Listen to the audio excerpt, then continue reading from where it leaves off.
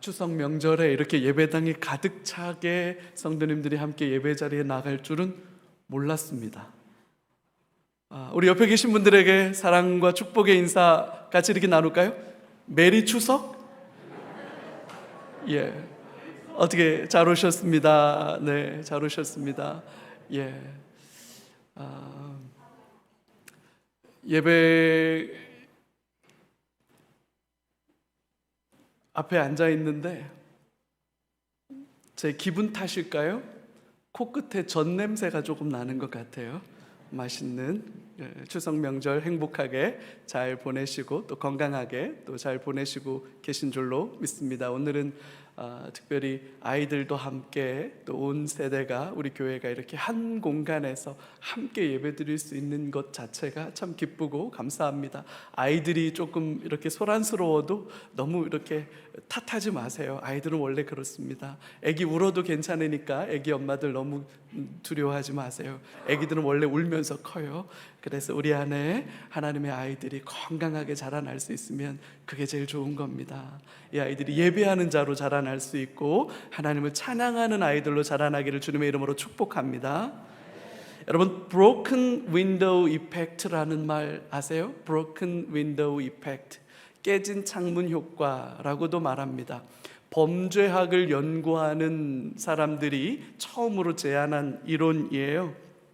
이게 어떤 거냐면 같은 자동차를 가지고 실험을 해보았답니다.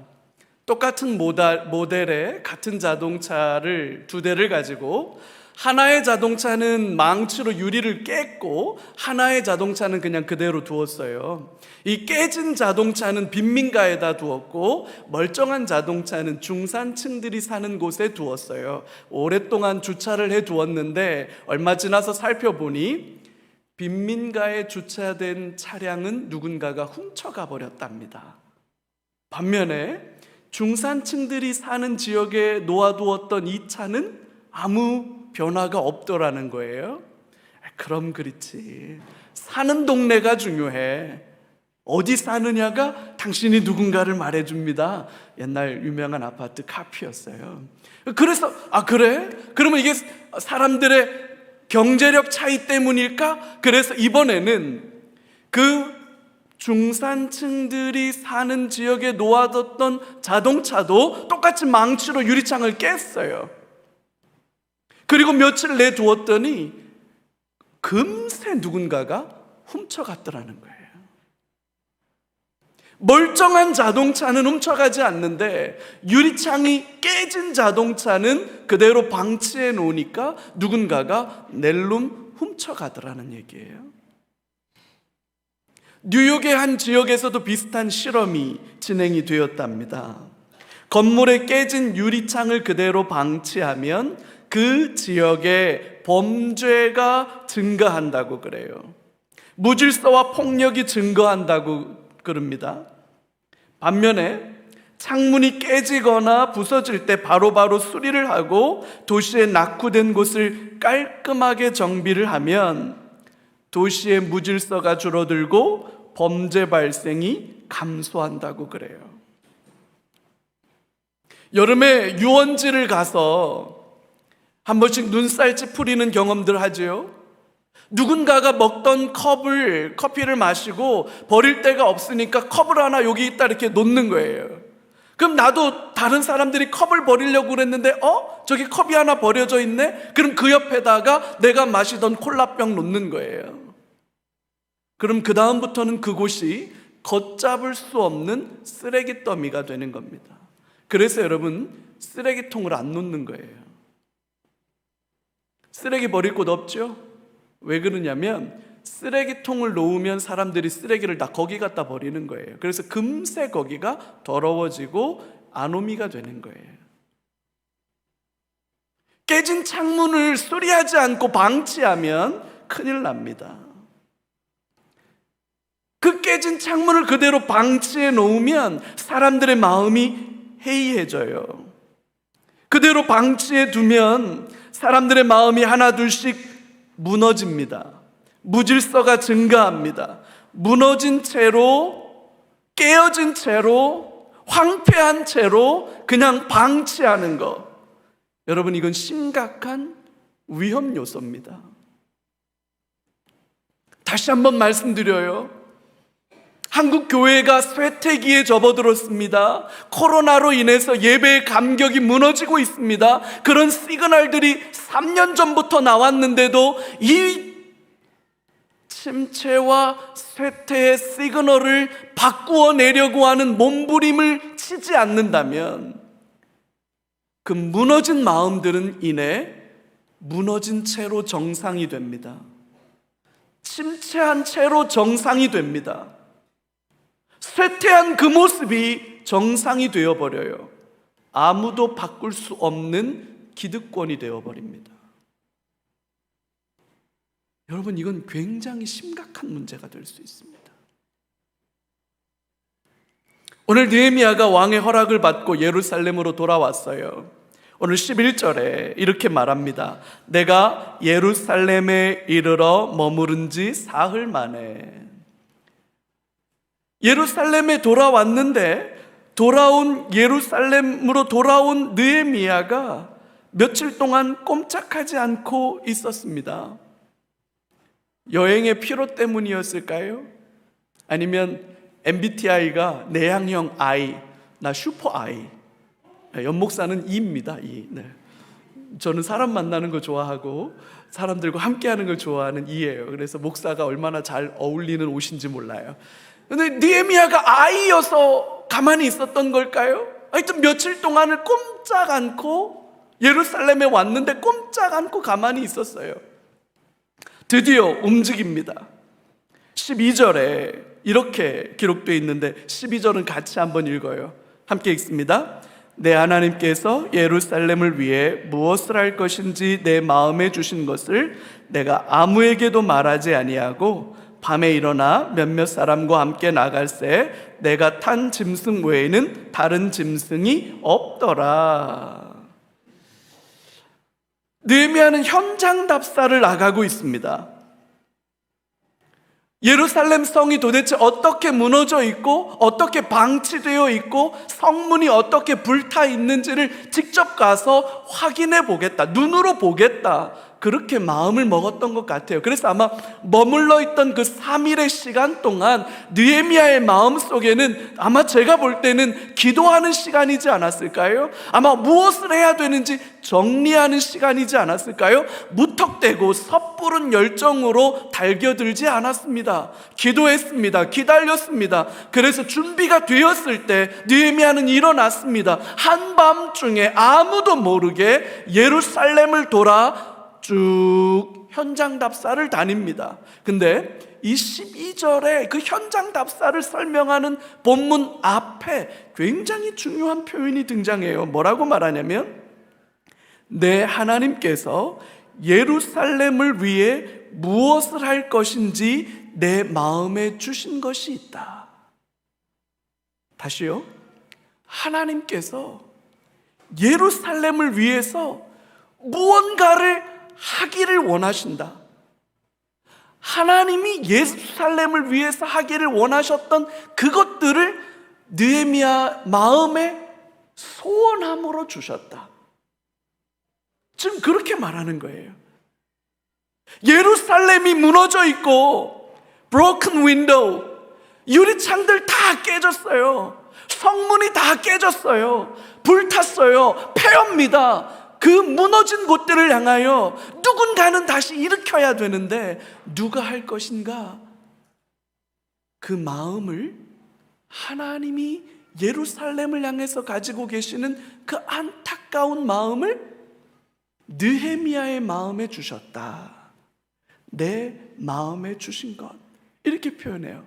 여러분, 이걸 멋진 용어로, 세련된 용어로, 아주 핫한 용어로 뭐라 그러냐면 비전이라고 그래요. 비전. 하나님이 내 마음에 비전을 주셨다. 하나님이 내 마음에 꿈을 주셨다. 그렇게 말하는 거예요. 이 하나님의 비전이 저와 여러분들에게 임하기를 주님의 이름으로 축복합니다. 우리 마음에 하나님께서 주신 꿈과 비전이 있다는 것은 얼마나 소중한 일인지 몰라요. 특별히 오늘 이 자리에 와 있는 우리 다음 세대 아이들, 여러분들 마음에 하나님의 꿈이 있기를 축복합니다. 여러분들의 마음에 말할 수 없는 하나님의 감격과 기대가 넘쳐나길 바라요. 성경은 이것을 얼마나 중요하게 여기는지 모릅니다. 여러분, 제 말이 아니에요. 성경이, 하나님이 이것을 원하세요. 그래서 잠언 29장 18절에 이렇게 말합니다. 묵시가 없으면 백성이 방자히 행하거니와 율법을 지키는 자는 복이 있느니라. 할렐루야. 묵시가 없으면 사람들은 방자하게 행동한다. 여기서 말하는 묵시라는 게 비전이에요. 비전이 없으면 사람들은 각자 자기 소견에 오른 대로 행동합니다. 무질서하게 행동합니다. 계획 없이 행동합니다. 마음 가는 대로 행동합니다. 비전이 없으니까 그래요, 여러분.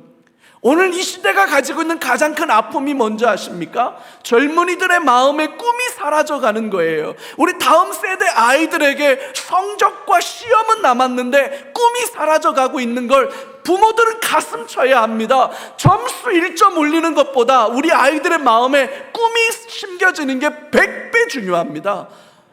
꿈이 사라져 가고 있어요. 비전이 사라져 가고 있어요.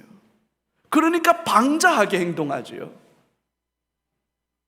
계획이 없어요. 되는 대로지요. 요엘서 2장 28절에 하나님께서 이런 약속들을 주셨습니다. 그 후에 내가 내 영을 만민에게 부어주리니 너희 자녀들이 장래일을 말할 것이며 너희 늙은이는 꿈을 꾸며 너희 젊은이는 이상을 볼 것이며. 이건 바울 사도가 성령 강림 사건이 있은 뒤에 바울이 성령의 임재를 예언하고 설명해냈던 그 요엘 선지서의 말인데, 그 후에 이것은 성령을 부어주시겠다라는 약속을 담은 거거든요.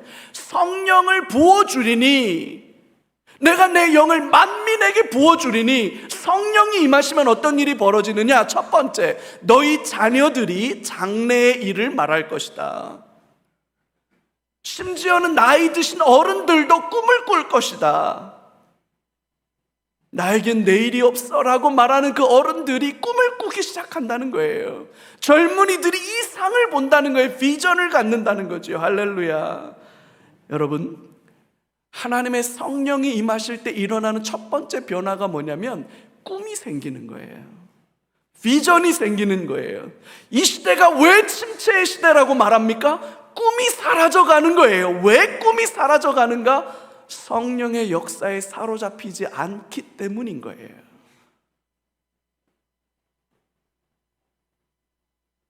되는 대로 아닙니다, 여러분.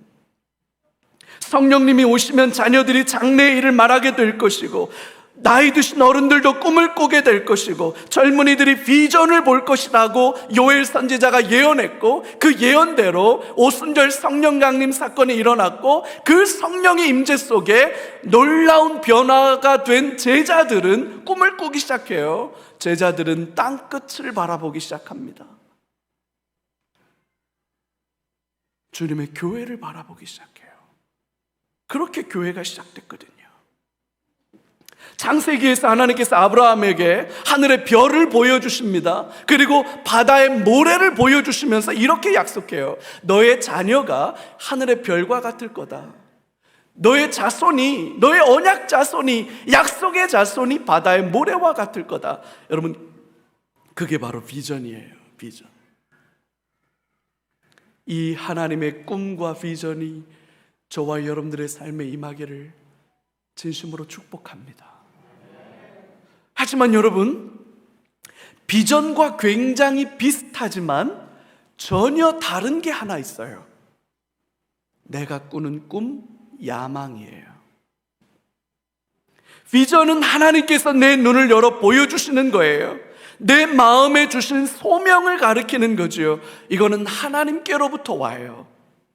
반면에 나로부터 출발한 꿈들이 있어요. 내가 꾸는 꿈, 내가 소망하는 나의 어떠함들이 있어요. 이건 야망입니다.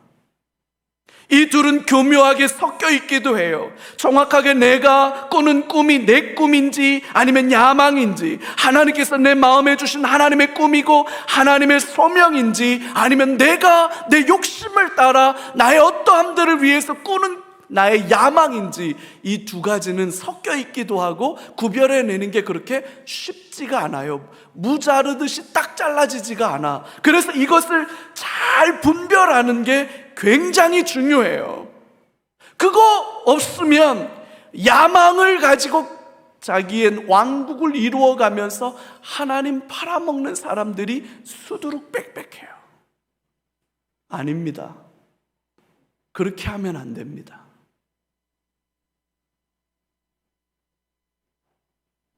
하나님께서 주신 비전과 내가 꾸는 꿈, 야망은 어떻게 다른 걸까? 오늘 본문 안에서 그 차이를 몇 가지 발견할 수 있는데, 오늘 이 본문 속에서 느헤미야를 통해 하나님의 비전이 내 꿈, 야망과 어떻게 다른지, 그래서 하나님 앞에 꿈을 꾸게 되는 저와 여러분들 되시기를 바랍니다. 첫 번째는요, 무너진 것을 일으켜 세우는 것이 비전입니다. 무너진 것, broken window, 깨어져 버린, 폐허가 된 무너진 것들을 일으켜 세우는 게 비전이에요. 밤중에 최소한의 수행원만을 대동하고 느헤미야는 예루살렘 성을 돌아봅니다. 직접 자기의 눈으로 보고 실상을 파악하려는 거지요. 그게 13절부터 15절까지 느헤미야가 살펴본 내용들이 상세하게 기록되어져 있어요. 예루살렘 성벽은 다 무너졌습니다. 성문은 불에 타 무너진 채로 방치되고 있어요. 샘문, 왕의 연못, 여러분 샘문과 왕의 연못이 경복궁에 가면 경회루라고 있죠. 연못 위에 멋진 누각을 세워서 왕의 잔치가 벌어지는 곳, 샘문, 연못, 왕의 못, 여기가 아마 얼마나 아름다운 곳이었을까요? 근데 그곳이 무너진 게 얼마나 심각한지 느헤미야가 타고 있는 짐승이 지나갈 수 없을 정도로 폐허가 되고 무너져 있다라고 말해요. 참담한 상태죠. 말 그대로 폐허입니다. 예루살렘 성이 주전 586년 바벨론에 의해서 멸망당했어요. 그러니까 지금 이 예루살렘 성이 무너진 때가 586년이에요. 그리고 지금 느헤미야가 돌아와서 처음으로 돌아온 이때가 언제냐면 주전 445년이에요. 그러니까 586년에 무너진 성이 445년이 될 때까지 그대로 방치되어 있었던 거예요. 무려 140년 동안이나. 140년 동안 예루살렘 성은 무너진 채로, 불에 탄 채로 그대로 방치되어 있던 겁니다. 무너진 성벽, 불타버린 성문, 그 위에 사람들이 살 수 없는 도시가 됐어요. 그래서 이 예루살렘은 기본적으로 오갈 데 없는 사람들이 기거하는 아주 가난하고 힘든 사람들이 겨우겨우 연명할 수밖에 없는 그런 슬럼 같은 곳이 되어버렸습니다. 야생동물의 거주지가 되어버렸습니다. 그런 곳에 달랑 성전은 지어놓았지만 성벽과 성문은 무너진 채로 140년 동안 폐허가 된 채로 그대로 방치되어 있던 거예요. 누구도 예루살렘 성벽을 재건할 생각을 하지 못했습니다. 왜 못했을까요? 느헤미야 시대의 사람들에게는 처음부터 폐허였어요. 140년이나 지났다면 여러분, 느헤미야 동시대 사람들은 자기가 응애하고 태어나면서 봤던 예루살렘은 이 무너진 채로 본 거예요. 그러니까 이 무너진 게 내 눈에는 뭘로 보여요? 정상으로 보여요. 자연스러운 걸로 보여요. 140년이 지나가는 동안 누구도 이 성을 다시 쌓아야겠다, 회복시켜야 되겠다, 재건해야 되겠다라는 생각을, 꿈을 꾸지 않습니다. 막대한 비용은 누가 될 거며 정치적으로도 굉장히 민감한 문제가 될 수도 있는데 누가 책임질 거야? 아무도 그 일을 생각하지 않았고 꿈꾸지 않았어요. 그랬던 일을 지금 느헤미야가 마음에 품은 겁니다. 느헤미야도 못 봤어요. 예루살렘 성이 얼마나 아름다웠는지. 하지만 느헤미야의 마음은 그 무너진 성벽을 보면서, 불탄 성문을 보면서 가슴이 뜨거워지기 시작하는 거예요. 견딜 수 없는 거예요. 그래서 느헤미야는 고백합니다. 내 하나님께서 예루살렘을 위해 무엇을 할 것인지 내 마음에 주신 것이 있다. 그게 뭐예요? 이 예루살렘 성을 다시 쌓아야겠다. 불타버린 성문을 다시 달아야겠다. 하나님이 느헤미야의 마음에 주신 거예요. 느헤미야의 정치적인 욕심 때문에 예루살렘에 온 것이 아닙니다. 더 높은 곳에 오르기 위해서 자기의 포트폴리오를 쌓으려고, 자기의 이력서에 한 줄 더 넣으려고 예루살렘에 온 게 아닙니다. 왕의 신임을 받아서 더 큰 권력과 부와 명예를 얻어볼 요량으로 얄팍한 꾀를 내서 예루살렘으로 부임한 게 아닙니다. 하나님께서 느헤미야의 마음에 심어주신 거예요. 하나님의 이름, 하나님의 자주심과 명예를 위해 선택하신 예루살렘 성전과 그 시온성을 위한 하나님의 열심으로 느헤미야 안에 허락해 주신 하나님의 마음이에요. 아무도 가려하지 않는 길이고 어렵고 힘든 위험한 길입니다. 하지만 하나님께서 원하시는 길이기 때문에 느헤미야는 그것을 마음에 품었습니다. 그것을 마음에 담았습니다. 여러분, 이것이 하나님의 꿈이고 이것이 하나님의 비전입니다. 여러분을 움직이는 것이 뭡니까?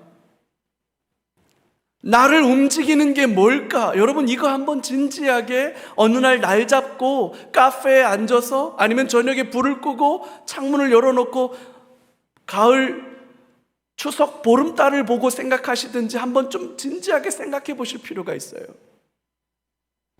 내가 시간을 쓰는데 그 시간이 아깝지가 않아. 내가 돈을 쓰는데 거기에 돈을 쓰는 게 나는 아깝지가 않아. 시간을 쓰고 돈을 쓰고 마음을 쓰고 있는 거, 여러분, 그게 바로 나를 움직이고 있는 거예요. 여러분, 뭐가 여러분들을 움직입니까? 내가 거기에 시간을 써도 하나도 안 아까워. 말씀 묵상하는 건 1시간씩 하면 막 억울해. 왜 이렇게 어려워가고 이거 막 1시간씩 하게 만드나 막 이렇게 싶은데, 재밌는 영화는 2시간을 보고 나와도 이야, 한산 짱이네 뭐 이러면서 나와. 뭐가 여러분들의 시간을 사용하게 만들고 뭐가 여러분들의 재정을, 돈을 움직이게 만듭니까? 내가 좋아하고 나를 기쁘게 하는 것이 나를 움직이는 거예요. 우리는 대부분 나를 움직이는 그것들을 바라봅니다. 그리고 그것을 갈망합니다. 그것을 향해 꿈과 비전을 갖게 됩니다. 그건 야망입니다. 나를 위해서 돈을 쓰게 만들고, 나를 위해서 시간을 쓰게 만들고, 나를 위해서 에너지를 쓰게 만드는데 하나도 아깝지가 않다. 늘 나는 그걸 생각하고 난 늘 거기에 마음을 두고 있다. 여러분, 그게 바로 야망이에요. 하나님을 향한 열정이 있습니까? 하나님의 하나님 되심을 바라는 갈망이 있습니까? Let God be God. 하나님으로 하나님 되시게 하라. 여러분, 그것 때문에 견딜 수 없이 여러분들의 마음이 괴롭고 여러분들의 마음을 힘들게 하는 것이 있습니까? 여러분, 그게 비전이에요. 우리나라 정치는 왜 이 모양인 거야? 라고 정치인들을 안주 삼아 여러분 질겅질겅 씹을 수밖에 없다면 그건 비전이 아니에요. 한탄이죠. 그래서 이 정치에 하나님의 공의가 드러날 수 없을까? 라고 품는다면 그게 비전인 거예요. 우리나라 경제는 왜 이 모양일까? 사람들의 탐욕과 사람들의 그 넘치는 욕망들은 넘쳐나는데 왜 이 안에 하나님의 자비와 하나님의 긍휼이 없는 걸까? 그래서 우리나라 경제를 향한 안타까움이 있습니까? 그게 비전이에요. 학교는 왜 이럴까? 혹은 교회는 왜 이럴까? 왜 연목사는 저거밖에 안 되는 거야? 라는 마음이 든다면 여러분들은 신학교 가시면 돼요.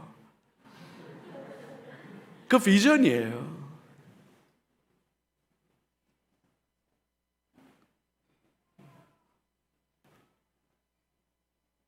하나님의 하나님 되심이 무너져버린 정치를 보고, 경제를 보고, 학교를 보고, 문화를 보고, 대중문화를 보고, 영화를 보고, 음악을 보았더니 다 무너져 있구나. 이 무너져 있는 것 때문에 내 마음이 아프다.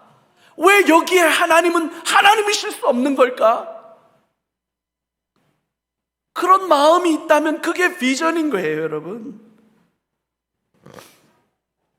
하나님을 향하여, 하나님의 영광을 향하여 내 마음에 견딜 수 없는 열정이 일어나고 내 마음에 소망이 일어나는 거, 그게 비전이에요. 무너진 것을 일으켜 세우는 게 비전입니다. 어려워요. 힘들어요. 위험해요. 하지만 꿈꾸는 누군가를 통해 하나님은 이 시대에도 일하실 거라고 저는 확신합니다. 무너진 그 자리에서, 폐허가 된 그 자리에서 하나님, 이 무너진 곳을, 이 폐허가 된 것을 방치하지 마시고 하나님의 일을 이루시옵소서. 그 자리에 무릎 꿇는 자가 비전인 거예요. 비전은 무너진 데에서 시작하는 거거든요.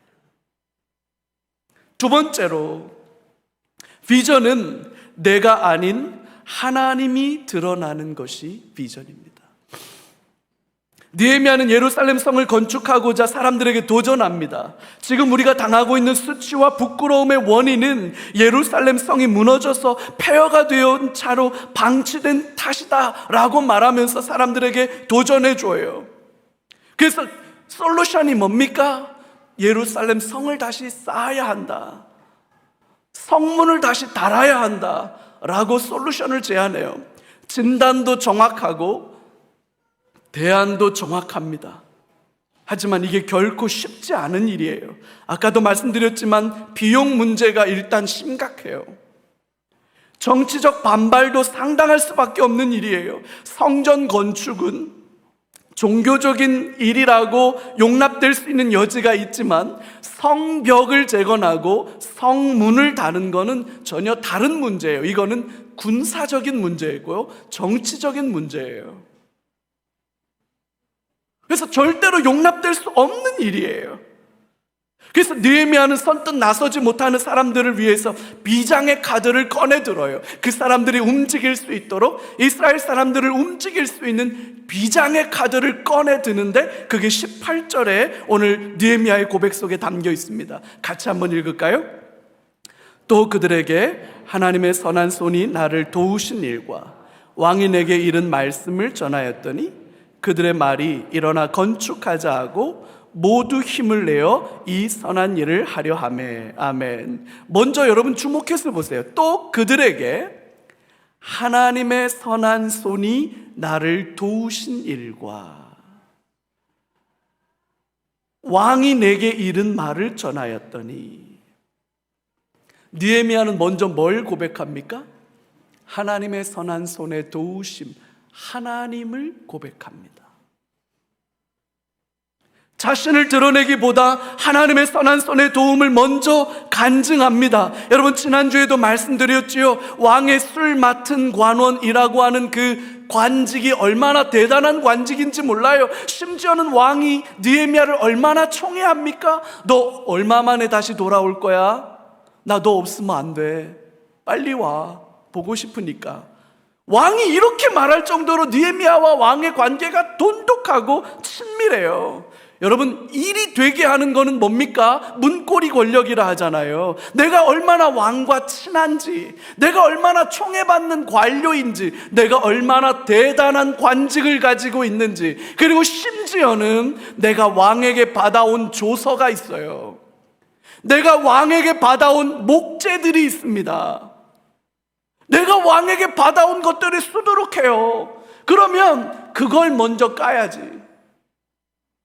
근데 느헤미야는 그걸 먼저 까지 않아요. 뭘 먼저 고백합니까? 하나님의 선한 손이 나를 도우심으로. 하나님을 먼저 고백해요. 하나님이 일하신다고 고백해요. 하나님의 역사를 간증하는 거죠. 비전은 자신을 감추고 하나님을 자랑하고 높이는 겁니다. 야망은 자기 자신을 드러냅니다. 자기의 힘과 업적을 강조합니다. 내가 얼마나 헌신했는데, 내가 얼마나 기여를 했는데 라고 말하면서 야망은 자기를 자꾸 드러내려고 해요. 비전은 하나님을 드러내요. 하나님을. 비전은 하나님을 위해 꾸는 꿈이고, 야망은 자기 자신을 위해 꾸는 욕망이기 때문입니다. 세 번째로요, 성공을 위해 타협하지 않는 것이 비전입니다. 사람들은 하나님께서 예루살렘을 위해 하시려고 느헤미야의 마음에 주신 것, 그 비전에 동참합니다. 성벽을 쌓고 성문을 달아서 번듯하게 예루살렘 성을 재건하자라고 마음이 모아졌어요. 하지만 동시에 이러한 일은 주변 사람들에게도 알려졌고, 예루살렘이 잘 되는 꼴은 죽어도 못 봐 하는 대적들의 귀에도 들어갔습니다. 그래서 19절이에요. 호른 사람 산발랏과 종이었던 암몬 사람 도비야와 아라비아 사람 게셈이 이 말을 듣고, 제가 이걸 읽을 때마다 이야, 이름 잘 지었다, 게셈. 마음에 뭔가 시원함이 들어와요. 아이고, 이 나쁜 놈 게셈이네, 이러면서 제가 묵상할 때마다 이름 참 잘 졌다, 이 게셈. 이렇게 죄송합니다. 호론 사람 산발랏, 암몬 사람 도비야, 아라비아 사람 게셈, 이 사람들의 이름은 앞으로 계속 등장합니다. 이스라엘의 대적으로 계속 등장해요. 하나님의 일을 반대하는 사람이고 적극적으로 방해하는 사람들이에요. 이들이 느헤미야를 업신여기고 비웃었다고 말합니다. 연목사가 열심히 설교하고 내려가서 이제 성도님들 돌아가실 때 인사하는데, 아유, 목사님 은혜 받았습니다, 이렇게 하면 제가 조금 힘이 나는데, 그걸 설교라고 하니, 이러고 돌아가셔 봐요. 우리 아들도 너보다 나아, 막 이러고 돌아가셔 봐요. 그럼 제 마음이 얼마나 힘들겠어요. 느헤미야를 향해서 비웃고 조롱해요. 업신여겨요. 얼마나 안타까운 일입니까? 이런 경험을 하게 된다면 아닌 척 하려고 해도 데미지, 내상이 생기지 않겠어요?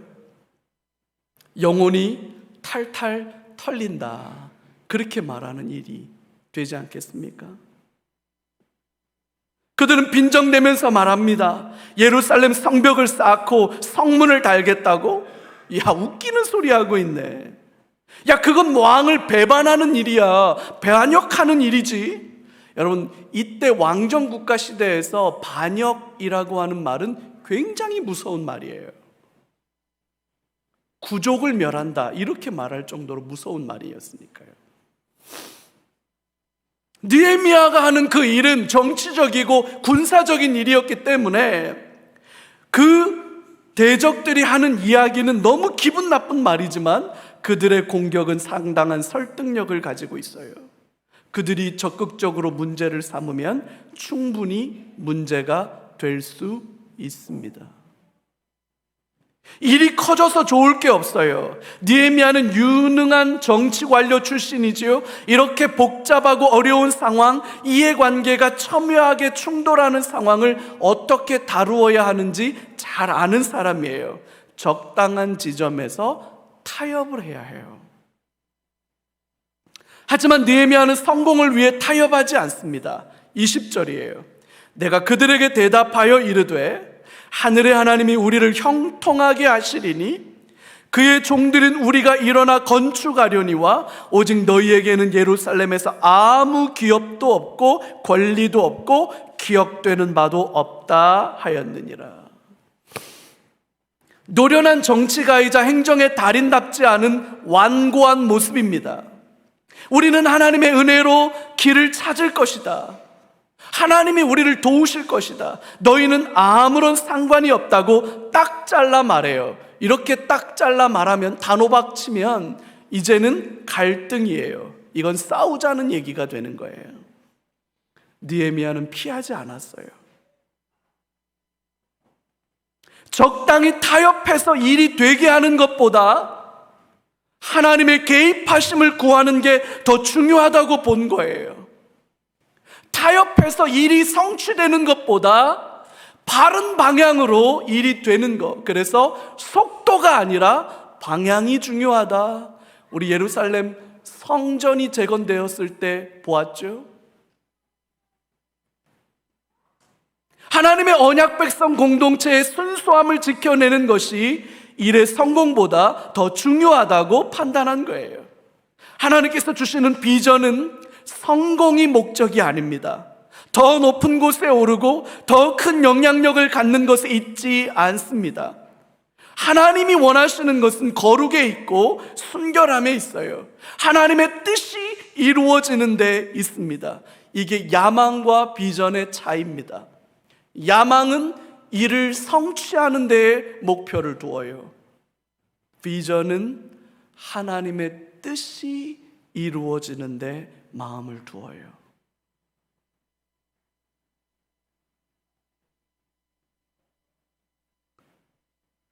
내 뜻이 아니라 하나님의 뜻이 이루어지기를 원합니다. 여러분, 그게 비전입니다.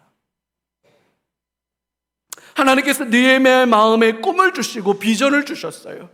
140년 동안 폐허가 되었던 그곳을 다시 일으켜 세워서 부흥이 일어나게 하여 주옵소서. 회복이 일어나게 하여 주옵소서. 우리가 예배로 모일 때마다 그 예배 안에 감격이 있게 하시고 고백이 있게 하시고 선포가 있게 하시고 회복이 있게 하시고 치유가 일어나게 하여 주옵소서. 여러분, 왜 이걸 꿈꾸지 않아요? 교회가 교회되어지는 것들을 왜 꿈꾸지 않아요? 하나님의 나라가 하나님의 영광 가운데 임하는 것들을 왜 사모하지 않아요? 그게 폐허의 증거예요. 그게 침체의 어두운 장막이에요. 저는 꿈꾸고 소망하는 마음이 있습니다. 하나님이 무거운 침체와 이 딱딱한 폐허 위에 하나님의 세일이 시작되게 하여 주옵소서. 하나님의 부흥이 일어나게 하여 주옵소서. 무너진 데를 다시 쌓게 하시고 성문을 달게 하시옵소서. 내 원대로 마옵시고 아버지 뜻대로 되기를 원하나이다.